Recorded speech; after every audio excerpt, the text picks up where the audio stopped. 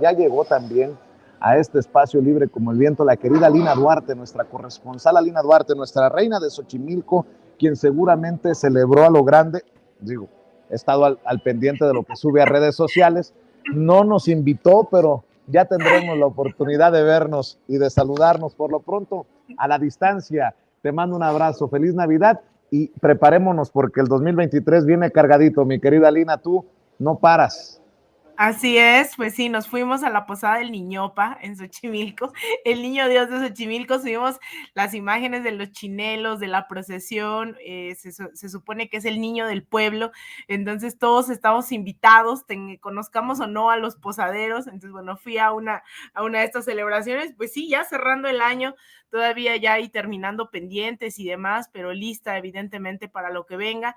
Es un 2023 que a pesar de que no hay una agenda internacional tan grande, parece que la llegada de Gustavo Petro, de Andrés Manuel, de Lula, pues va a dar mucho de qué hablar. Ya estamos a tan solo unos días de este 1 de enero en el que Lula asume, así que Vicente tendremos también mucho de qué hablar este 2023.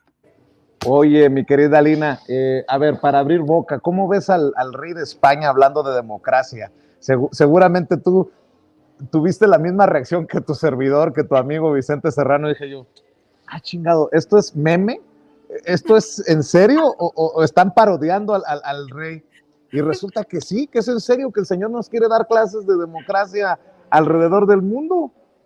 Mira, yo creo que esto habla de... Pero mira, yo creo que esto en realidad las reacciones, la tuya, la mía, la de mucha gente, porque no pasó inadvertido, eso me queda claro, habla del buen momento que tenemos del debate sobre la democracia. Resulta que un rey que cree tener sangre de Dios ahora viene a hablarnos de democracia, de unidad, de lo que sí está permitido, de mayorías y minorías, y no hay nada más anacrónico que tener hoy una corona, una monarquía en uno de los países, ¿no? Que por mucho tiempo dominó este continente y sin embargo se reniegan a que ya no somos sus colonias.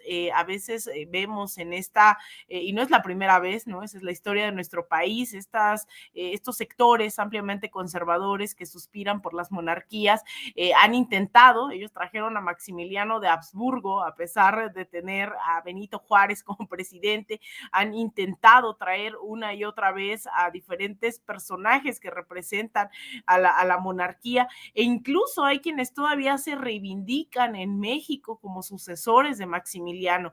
Entonces, ver que hoy un rey nos viene a hablar todavía de democracia, cuando nadie lo eligió, cuando nadie votó por él, cuando en realidad no es el primer episodio, ¿no? De estos monarcas que se creen todavía dueños de nuestras tierras, de nuestras personas.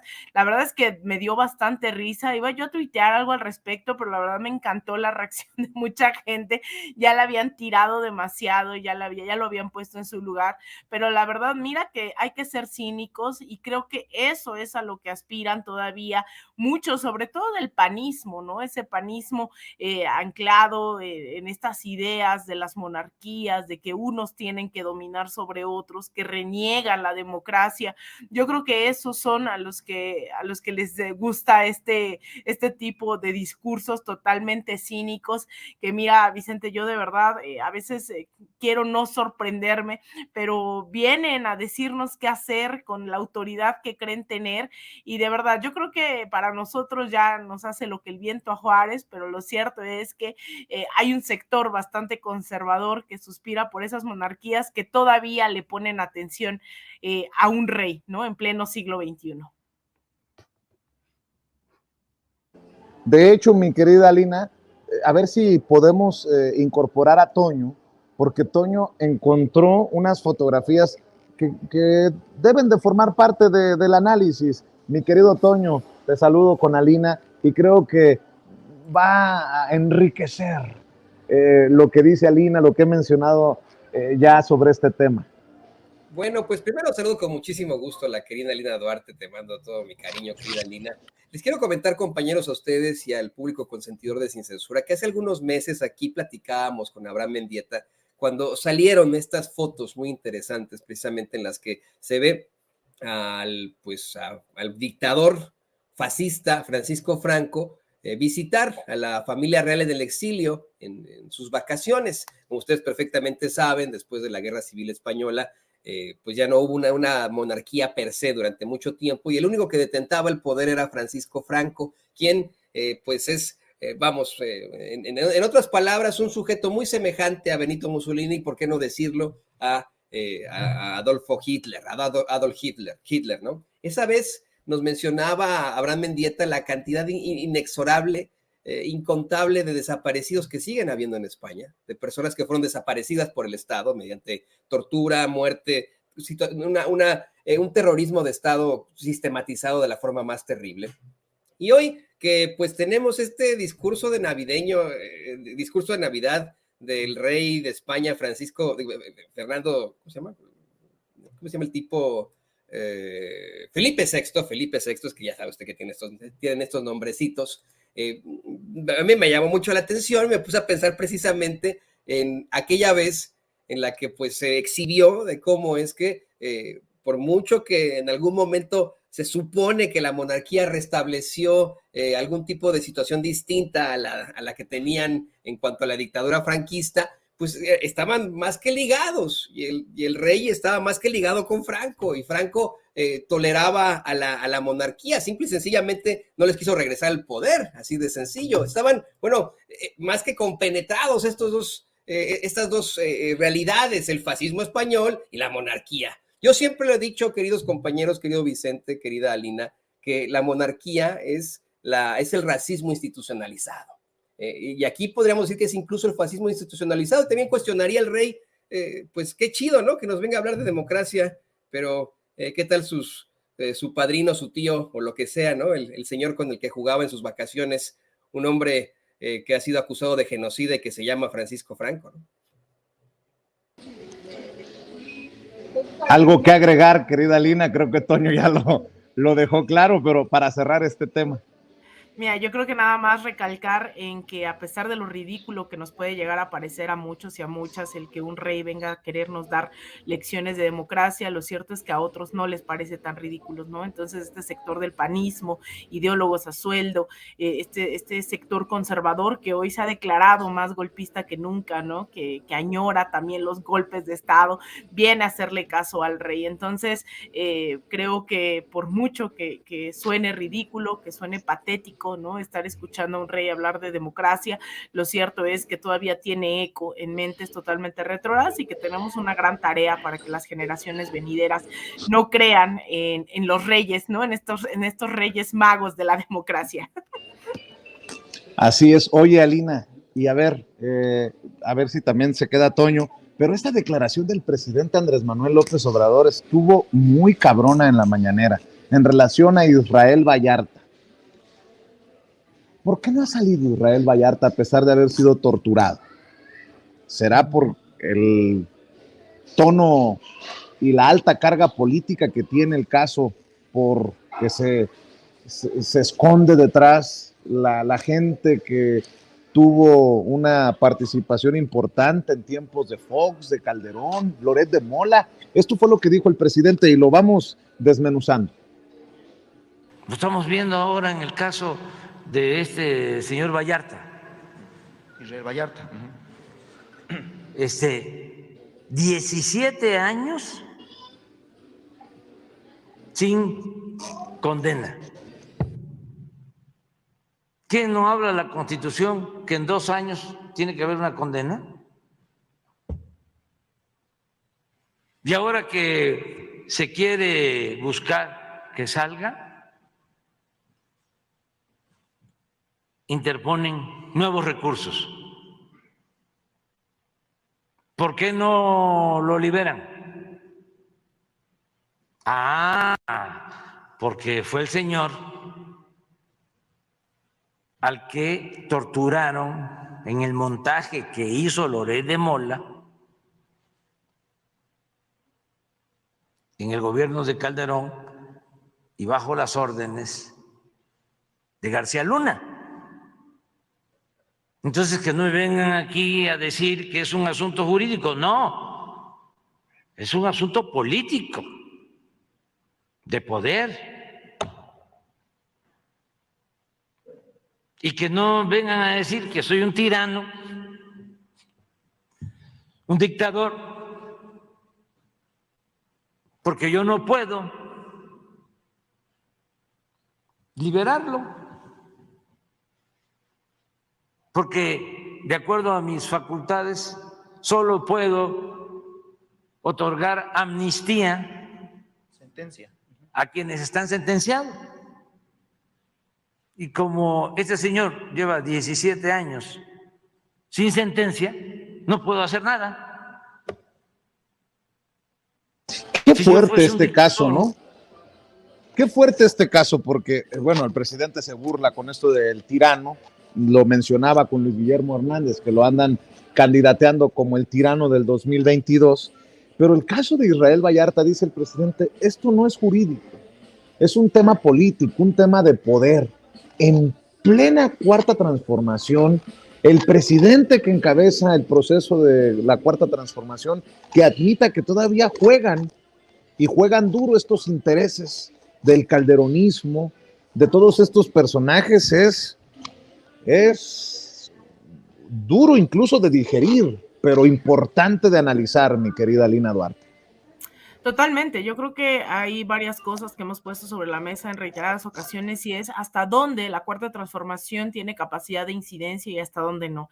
Y creo que uno de los poderes en los cuales definitivamente no hemos visto absolutamente ninguna transformación es el tema del poder judicial, lamentablemente a nivel local, estatal y sobre todo federal. Allí hay varias cosas que están en juego, ¿no? Y que también es muy peligroso porque no se puede asumir que siempre vamos a estar a la resistencia, protestando, exigiendo, más bien tendríamos que tener personas con ética dentro de estos aparatos judiciales, pero eso no está ocurriendo y yo la verdad tengo mucho miedo de que al final de estos 2 años que restan no se haya tocado, como decimos, ¿no? Ni con el pétalo de una rosa al sistema judicial. Y lo vemos todos los días a través de las fiscalías estatales, los casos de desaparición, los casos de feminicidios, estos no avanzan o incluso no se liberan a los presuntos delincuentes de un momento a otro en claro uso, ¿no? De mecanismos de corrupción, de abuso de autoridad y claras conexiones entre un sistema judicial que hace perpetuar a estas élites, a estos privilegiados, pero también a estos delincuentes, justamente en estas conexiones con sectores del narcotráfico, sectores de estas élites económicas, políticas, y yo creo que ahí tendríamos que estar pensando en qué vamos a hacer, porque en 2 años se nos está yendo, ¿no? Se nos está yendo este proceso sin tocar a estos grandes aparatos jurídicos. Y el caso de Vallarta, yo quisiera decir que además, imagínense, si estamos hablando de un caso privilegiado del cual, y privilegiado por el simple hecho de que el presidente está consciente de lo que esto implicó, y aún así él tiene las manos atadas, aun cuando quisiera hacer algo. Es decir, si el presidente en este país no tiene la facultad de hacer algo al respecto, ahora imagínense nosotros, nosotras, ciudadanas de a pie, que salimos a protestar esperando que eso tenga algún efecto dentro de quienes toman las decisiones. Hemos visto en el caso de Israel Vallarta protestas en el Zócalo. Tú en este espacio, Meme, han hecho múltiples entrevistas al respecto a sus familiares y a su esposa, y eso no avanza, o sea, no termina de avanzar en ningún sentido. Ahora imagínense los miles de casos que tenemos de gente que no ha sido sentenciada y que por lo mismo no se puede actuar, ¿no? Estamos hablando de casos que no se demuestra la culpabilidad y en esa presunción de inocencia pues no pasa nada todavía, ¿no? Es decir, tenemos grandes retos, ya se han dado al menos miles de amnistías, eso también hay que señalarlo, se dio a conocer, si no mal recuerdo, son más de 4,000 amnistías que se han otorgado a casos que ya se han sentenciado y en los cuales, bueno, se consideró que se podía otorgar, ¿no? esta amnistía.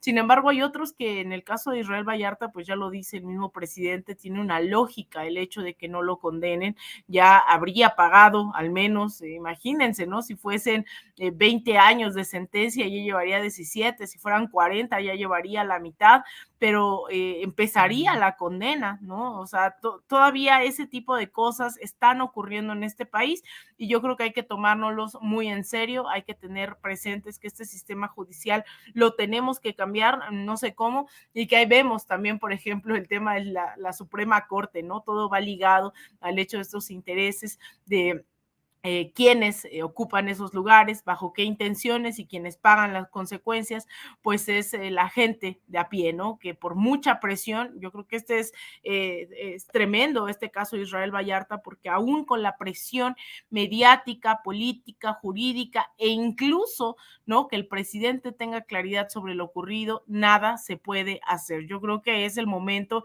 en el que tenemos sí o sí que actuar, que acabar, ¿no? Con todo lo que ocurrió en el pasado, como este montaje, ¿no? Tan brutal, esta tortura, que a pesar de que ya no son gobierno, García Luna, Felipe Calderón, hay gente que sigue pagando las consecuencias. Israel Vallarta es uno de ellos. En el caso de, pues hay miles de familias en este país que también no ven justicia por sus muertos, muertas, desaparecidos, desaparecidas. Así que yo creo que es tremenda esta declaración, como tú bien lo mencionas, del mismo presidente diciendo, pues no puedo hacer nada hasta que tenga una sentencia. Y precisamente porque lo tocaste, Toño, creo que merece de seguir hablando del tema de Yasmín Esquivel, la ministra que buscaría ser la presidenta de la Suprema Corte de Justicia de la Nación y por ende la cabeza del Poder Judicial en nuestro país. Por eso es tan encarnizada la lucha, por eso le van a sacar hasta los calcetines sucios de chamaca. Y no estoy defendiendo a Yasmín Esquivel.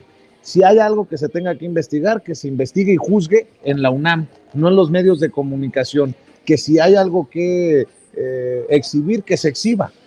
Pero la gente tiene que entender el alto interés en frenar a una mujer que podría ser la ministra de la 4T, como le llaman, o sea, inclinada a este proceso de transformación, cuando también buscarían la presidencia de la Suprema Corte de Justicia de la Nación personajes que fueron impuestos o nombrados, pues, llevados a la Corte por Felipe Calderón en su momento o por Enrique Peña Nieto.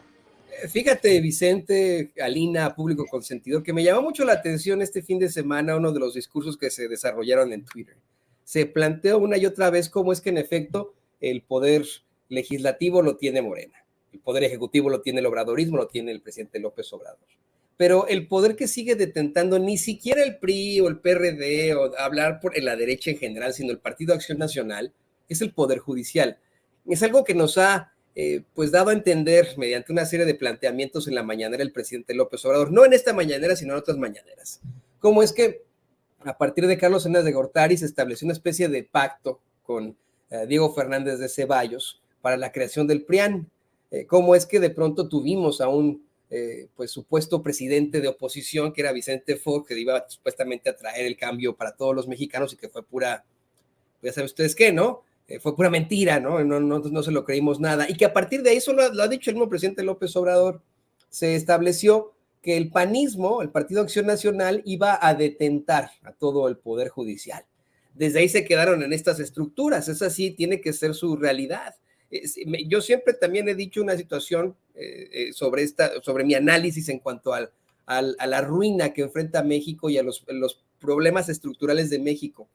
Estoy convencido que ni siquiera la crisis humanitaria por la violencia, la pobreza es el problema principal de México. Vamos, ni siquiera la corrupción o la impunidad, como dice el presidente López Obrador. Creo que va más a fondo. El problema es el Poder Judicial, en el que, pues se ha dicho una y otra vez, se mantienen todavía personajes sembrados de Genaro García Luna. Y ese Poder Judicial que no permite avanzar en las investigaciones. Yo les pregunto a ustedes, que nos ven y que nos escuchan, a ti, Vicente, a ti, Alina, ¿hay algún tipo de consecuencia para alguien como Francisco García Cabeza de Vaca? ¿Hay algún tipo de consecuencia contra algún panista? ¿Se han fugado? Algunos han enfrentado un poco de de detención, este último que estaba vinculado al caso de Emilio Lozoya Austin, pues de pronto obtuvo una libertad provisional por ahí. Estábamos muy enojados de enterarnos esta mañana de que precisamente el hermano de Francisco García Cabeza de Vaca, Ismael García Cabeza de Vaca, el senador panista, pues se volvió a salir con la suya, como su familia, y ya no va un juez determinó en Tamaulipas que le tienen que liberar sus cuentas, ¿no? En la unidad de inteligencia financiera. Imagínense ustedes esta situación. Esto tiene que ir completamente ligado a lo que está ocurriendo con la ministra Yasmín Esquivel. Tú acabas de decir, Vicente, que no vas a defender a Yasmín Esquivel. No, yo tampoco, porque Talina tampoco, y nadie tiene por qué defender, que ella se defienda sola. Pero hay que ver los indicios en todo esto. ¿Quién saca la nota? Carlos Loret de Mola. ¿En dónde la saca? En la plataforma política Latinos. ¿Cuál es la intención? Pues no lo sabemos, pero en definitiva tiene que ver, obviamente, con la elección del próximo presidente o presidenta de la Suprema Corte de Justicia de la Nación. Esa sí es la realidad. Y también hay que revisar, hay que pensar, hay que ver esa declaración que hace la ministra Yasmín Esquivel, insisto, tampoco defendiéndola, pero ya negó categóricamente que haya plagiado su tesis, planteó que la realizó en 1985, un año antes de que se publicara la tesis que la acusan de haber copiado. Es decir, que esta impartidora de justicia asegura que en todo caso ya fue víctima del plagio y no al revés. Eso creo que se debería tomar en cuenta. Y otra situación, Sheridan anoche tuiteaba, ahora resulta que tenemos que preguntarle al ladrón si robó, ¿no? No. Pero estamos hablando de una investigación en la que supuestamente una persona cometió plagio. Es muy distinto una cosa de la otra, de lo que dice este racista clasista de Sheridan. Por supuesto que se tuvo que aplicar el rigor periodístico y preguntarle a los profesores, a los catedráticos que hicieron que fueron sinodales en esa tesis, preguntarle a la que realizó esa tesis para poder presentar una verdadera investigación, no chingaderas como lo que presentó Sheridan. Por lo tanto, sí, estoy convencido que lo que nos falta para seguir avanzando, si uno quiere pensar verdaderamente en una transformación, es que el Poder Judicial pues se libere. Deja tú, Vicente, Alina, que le pertenezca, o sea, parte de un partido político de la misma Cuarta Transformación. Creo que lo que le hace falta es que se libere de panistas. Querido Toño, querida Alina, hoy que el presidente Andrés Manuel López Obrador exhibe este pacto de silencio del que hemos hablado, porque afortunadamente en los medios de comunicación independientes, alternativos, digitales, no hemos callado como lo han hecho los grandes periodistas de México, desde los grandes medios de comunicación, como lo hicieron en el 2011 con esta iniciativa México, que generó un pacto de silencio y que creo que en este pacto de silencio le ha convenido a esos que firmaron la iniciativa México no seguir escarbando hasta qué nivel nos llevó la guerra contra el narcotráfico de Felipe Calderón. Fíjate que un amigo de Sin Censura me manda un mensaje: Chente, chécate este video, y es precisamente de la iniciativa México 2011 que me parece revelador. Voy a ver si Ceci ha podido encontrar algunos espacios en donde la música nos permita maniobrar. A ver, no sé si tengas espacios donde estén los grandes periodistas de México, nótese mi sarcasmo, Sarmiento, Loret de Mola, mi querida Ceci, porque fueron los dos maestros de ceremonia en aquel evento en el Museo de Antropología e Historia, y le agradezco mucho a los amigos que están al pendiente de Sin Censura, que de alguna manera también se convierten en productores y generadores de contenido con esto que nos envían. Si lo tenemos por ahí en algún espacio, mi querido David, mi querida Ceci, échenmelo por favor, para precisamente ver y escuchar. Pero antes de ir, mientras el equipo de producción, porque literalmente me lo acaban de hacer llegar, mi querida Alina, no podemos callar, ante estos pactos de silencio, porque sería incongruente de nuestra parte cuando hemos criticado tanto la guerra irresponsable contra el narcotráfico o simulada en tiempos de Felipe Calderón, a solo unas semanas de que inicie el juicio en Estados Unidos contra Genaro García Luna, la cabeza de esta llamada guerra contra el narcotráfico, y cuando todos estos personajes que firmaron o que estuvieron de acuerdo con la iniciativa México 2011 son los que hoy están desquiciados en algunos casos contra el presidente Andrés Manuel López Obrador y este proceso de transformación, Alina. Pues mira, yo creo que el tema de los medios de comunicación es algo que hay que seguirle dando vuelo, ¿no? Durante los últimos años hemos visto el rol tan fundamental que han jugado dentro de los procesos en todo el continente y en todo el mundo, ¿no? Desde avalar guerras, intervenciones, robo de recursos, de territorio, asesinatos en contra de presidentes democráticamente electos, como en el caso de Salvador Allende, y México evidentemente en ese sentido no es la excepción. Y yo creo que uno de los casos más importantes pues lo tuvimos durante el desafuero y hoy estamos viviendo las consecuencias. A veces se cree que los medios de comunicación operan solo para un fin, para una coyuntura, cuando en realidad estos tienen objetivos de corto, mediano y largo plazo. Si uno sale a la calle a hablar con la gente de Frena, si es que quieren hablar, o en los medios, en las redes sociales sobre todo, están repitiendo exactamente las mismas matrices de opinión que se trataron de imponer en el año 2004 durante el desafuero hasta el año 2006, una vez que fue el fraude en contra de Andrés Manuel López Obrador. Es decir, desde hace ya casi 20 años sembraron esa semillita por primera vez, 18 años tiene que empezamos a escuchar por primera vez que Andrés Manuel era un peligro para México y hoy la gente lo sigue repitiendo.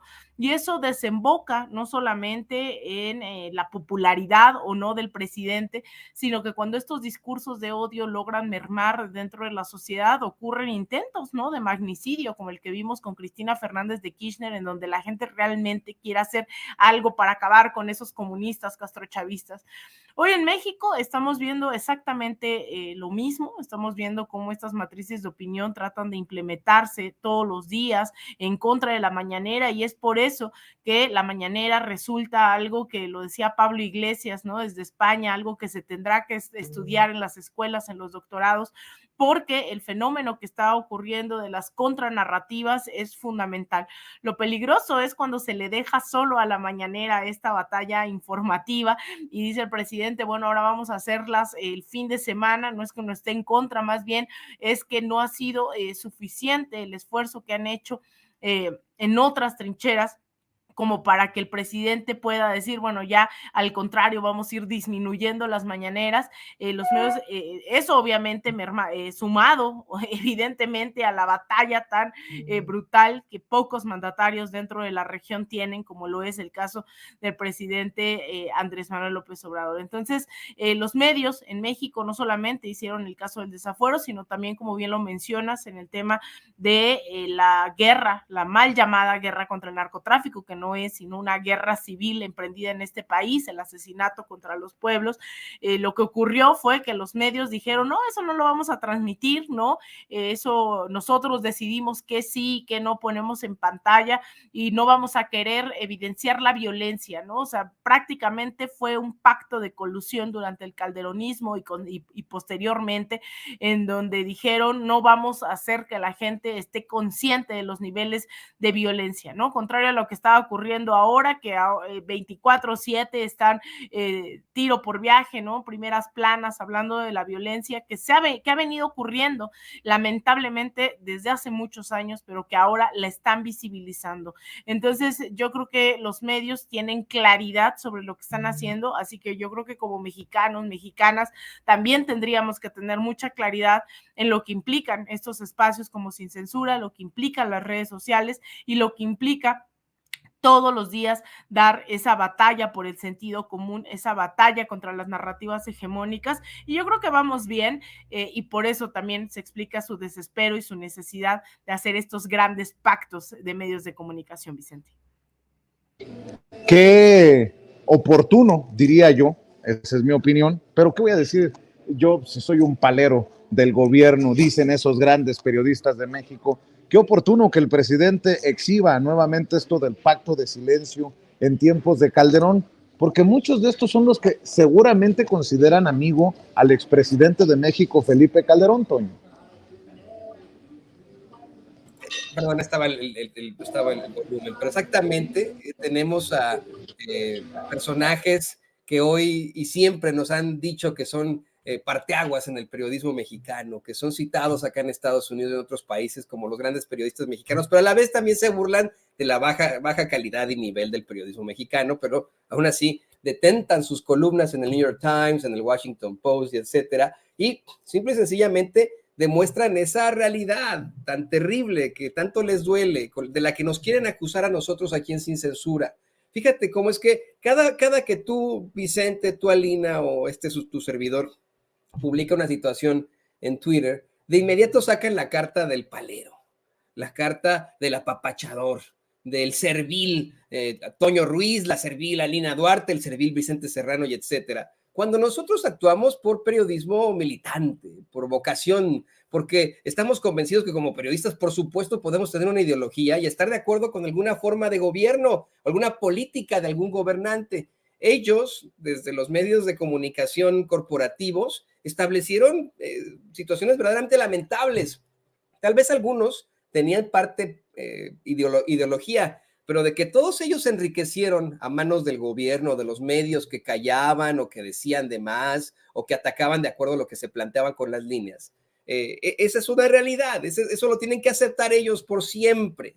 Ellos quedaron exhibidos como los verdaderos chayoteros, como los verdaderos paleros de Felipe Calderón. Oye, ¿qué va a hacer eso de que de pronto hagan un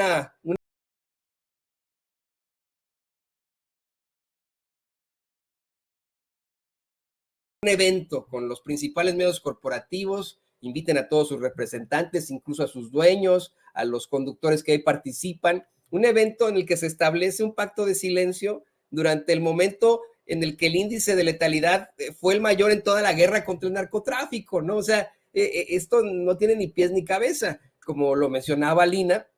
Esto pues ya hay una realidad distinta en cuanto a los medios de comunicación independientes, en cuanto a las redes sociales. Yo creo que esa es más bien ya la situación a la que se van a tener que enfrentar los que están en los medios corporativos. Todavía siguen teniendo algún tipo de penetración en la población más pobre, pero en la realidad, ¿quién le cree hoy a esos que se reunieron con Calderón para hacer un pacto de silencio? La verdad, ¿quién? A lo mejor en la clase media alta y en la clase alta, pero por pura desidia hacia López Obrador. ¿Quién verdaderamente va a creer ciegamente lo que ha dicho un señor que ha establecido una serie de montajes, desde pagarle a un tanque en Afganistán para hacer un stand-up, desde haber hecho un montaje de una detención terrible de una persona arruinándole la vida a Israel Vallarta y a Florence Cassé, que también estableció el montaje de una niña que no existía? ¿Quién en su sano juicio, por mero sentido común, le va a creer a Carlos Loret de Mola, por ejemplo?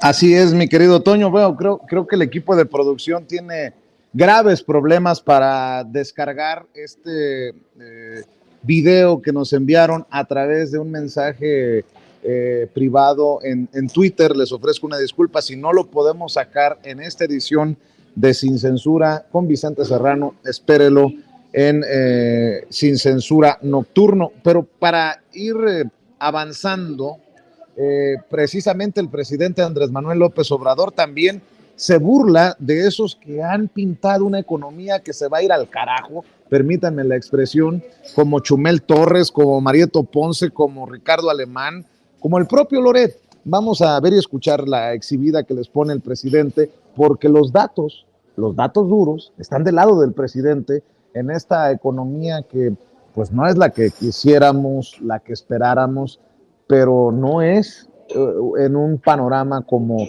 lo han pintado estos personajes. Un rato. Sí, ¿eh? ¿No pones a Chumel cuando llamaba a que compraran dólares? Y luego busca a Loret de Mola, que también llamaba a comprar dólares. Y hay otro, lo acaban de mencionar ahora, un periodista. Un señor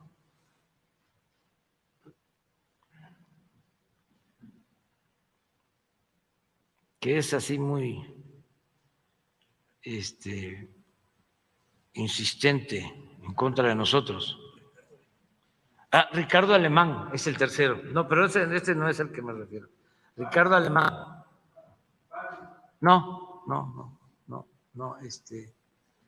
uno que puso un Twitter cuando falleció Miguel Barbosa diciendo que seguía yo y lo quitó, ese Marieto. A ver si encuentran los Twitteres.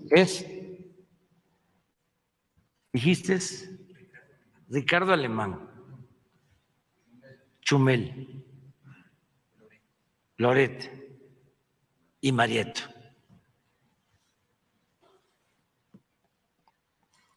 No es para que los denuncien, los que fueron timados, porque como nos tienen animadversión,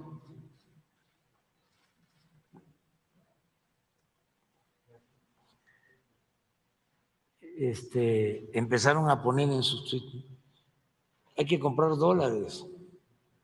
Imagínense los que les hicieron caso, lo que han perdido.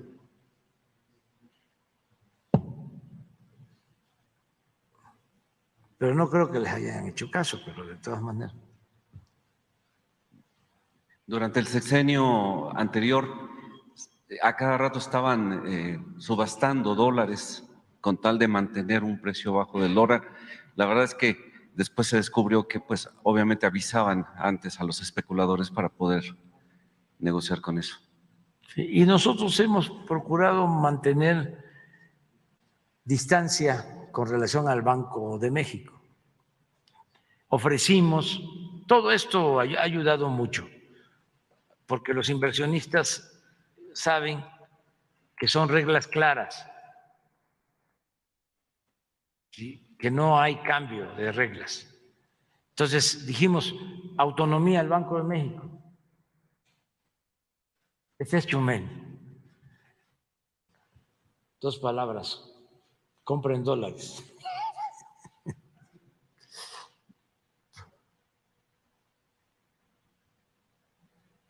Entonces, eso ha ayudado mucho. El Banco de México tiene su política con autonomía y antes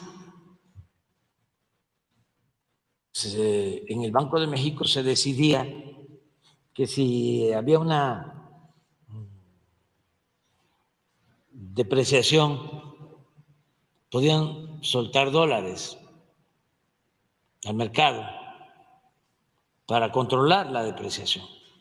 Afortunadamente, en el sexenio nuestro no se ha hecho eso.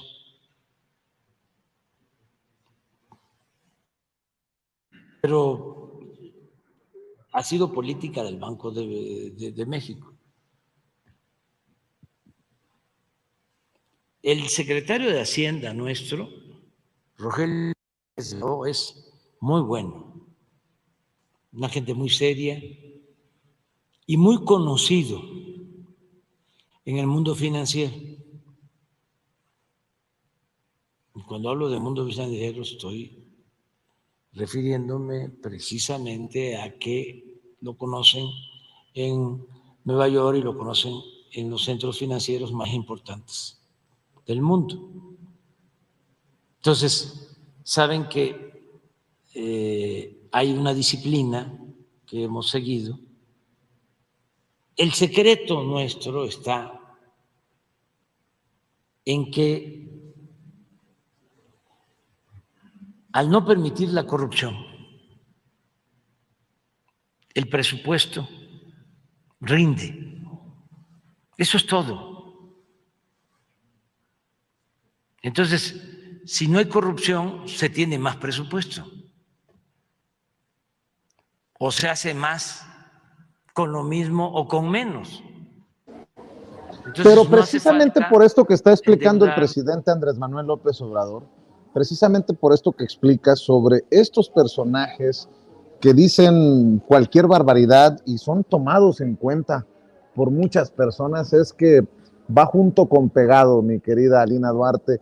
Yo en esta semana final del 2022, le apostaría a insistir en que necesitamos una audiencia diferente, inteligente, exigente, incluso con nosotros. Resalto lo que siempre decimos, que no nos crean ni a nosotros a ojos cerrados para que no vayan a andar comprando dólares y ahora anden batallando por hacerle caso a... creo que queda claro a qué me refiero, mi querida Lina.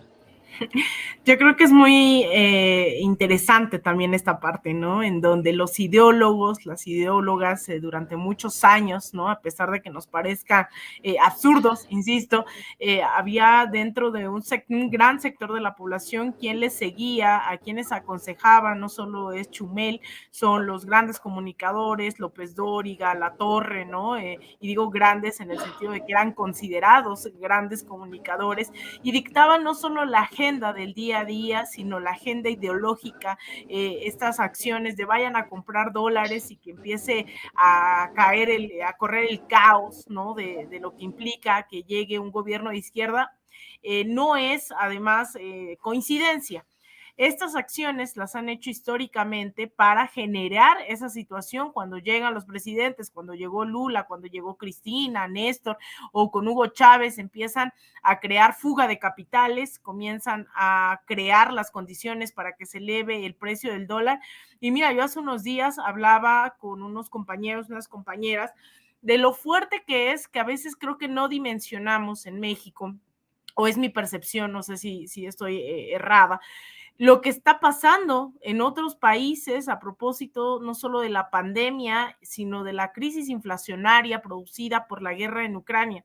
Tú que has estado viajando, Vicente, en Estados Unidos, México, habrás notado el incremento brutal dentro de los alimentos.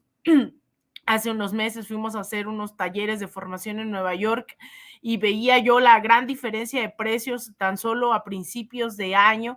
Veía yo también el precio de la gasolina, ¿no? Es decir, eso en México, la verdad es que no está ocurriendo. Hace unos días también venían unos compañeros de Argentina y les sorprendía esto que les contaba, de que a pesar de que hay inflación, lo cierto es que no están pasando, como decimos, las de Caín, como ellos en Argentina, además del endeudamiento masivo que dejó claro está Mauricio Macri en millones de dólares con el Fondo Monetario.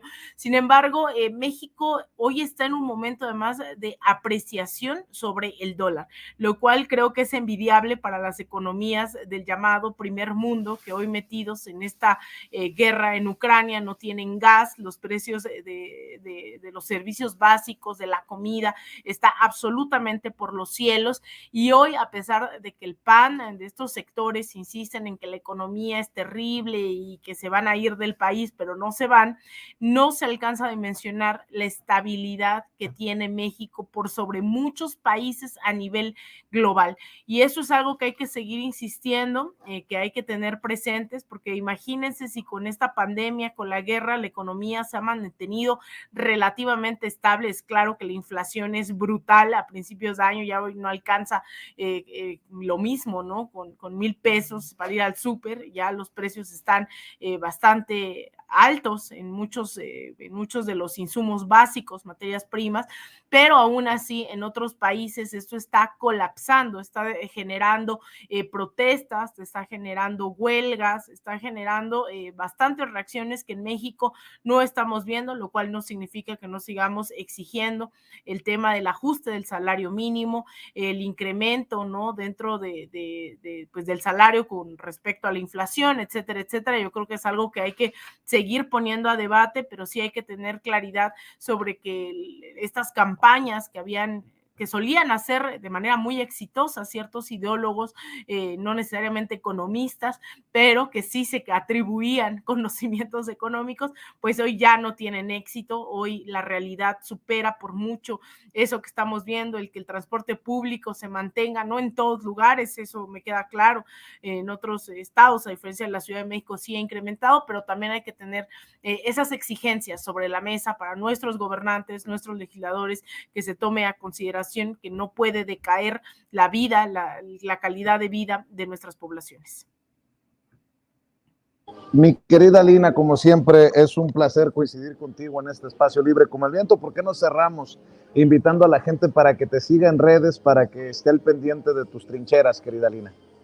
Muchas gracias, Vicente. Pues me pueden seguir en Twitter en @AlinaDuarte_, en Instagram _Alina Duarte, en facebook.com/Alina Duarte Periodista, y todos los días aquí en Sin Censura. Ya estamos cerrando este año y espero que la audiencia también, pasando este primero, siga apoyándonos, siga respaldándonos, siga siendo parte de esta familia. Y pues te mando un abrazo enorme, post navideño, pre-año nuevo, Vicente, a ti, a Ceci, a don David, al querido Toño y obviamente a toda la audiencia de Sin Censura. Les mando un abrazote.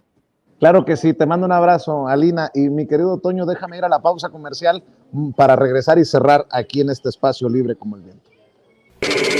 Estás escuchando Sin Censura con Vicente Serrano. ¿Sabía usted que hay abogados que le explican sus opciones antes de que usted pague un centavo? Visite las oficinas de Asociados de México, donde bajo la asesoría de la abogada Lourdes Monteagudo se evaluarán sus inquietudes y se determinará de la manera más rápida y económica de resolver sus asuntos migratorios, divorcios, todo tipo de accidentes, tráfico y otras inquietudes que le quitan el sueño. En español, en familia y completamente gratis. Llame para una cita al 773-847-6465 o visítelos en el 1837 al oeste de la Cermak Road en Chicago. Mamá, muchas gracias por el carro que tú y papá me ayudaron a comprar. Ya mero le va a tocar su primer servicio. De nada, hija. A tu papá y a mí nos interesa tu seguridad. Y hablando del servicio de tu carro, deberías de llevarlo a Tecnicentro Automotriz, en la calle 26. ¿A la 26? Tú más que nadie sabes lo que papá sufrió al llevar su carro con mecánicos que se dicen ser de la raza. Yo estoy pensando llevarlo al dealer. Mija, ¿cómo crees que solucionó tu papá los problemas con los mecánicos? En ese taller siguen dándole mantenimiento a nuestros carros. Soy tu mamá y no te daría un mal consejo. Tienes razón, mamá. ¿Y dónde está Tecnicentro Automotriz o a dónde les llamo? Mira, ellos están en el 3017 al oeste de la calle 26. Les puedes llamar al 773-579-0118 o imprime sus cupones y ofertas en tecnicentroauto.com.